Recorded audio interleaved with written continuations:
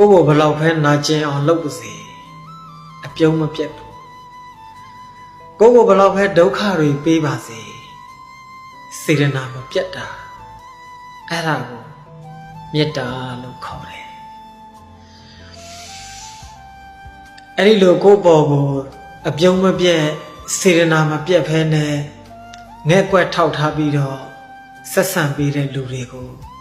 မစော်ကားမိပါစေနဲ့မပြစ်မှားမိပါစေနဲ့မေတ္တာဆူးရင်ယူရတယ်စေတနာအကျွေးတင်သွားခဲ့ရင်ဆက်ရခက်တယ်အိမ်လုံးကလူတစ်ယောက်နဲ့တစ်ယောက်တွေ့ဆုံပြီးခွဲခွာလိုက်ရတဲ့အခါမျိုးတွေမှာဘာမှမထူးဆန်းဘူးတွေ့ပြီးရင်ခွဲလဲရတယ်တရားဘက်ကကြည့်လိုက်ရင်တော့မှန်ကန်တယ်ခွဲခွာရမယ့်သဘောရှိတယ်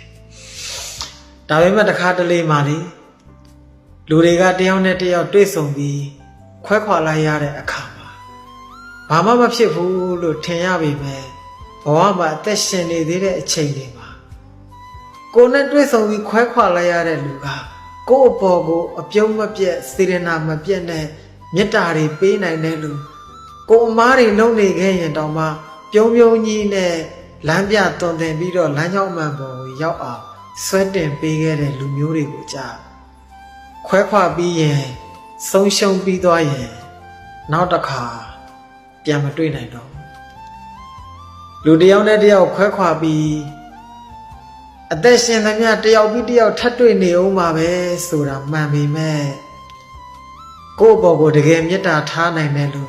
ကိုယ့်ဘော်ကိုတကယ်ကောင်းပေးနိုင်တဲ့လူပြုံးပြုံးကြီးနဲ့ခွင့်လွှတ်နားလည်ပေးနိုင်တဲ့လူမျိုးကိုကြတော့တစ်ခါတွေ့ပြီးရင်နောက်တစ်ခါပြန်တွေ့ဖို့ဆိုတာမလွယ်တော့ဘူးလေ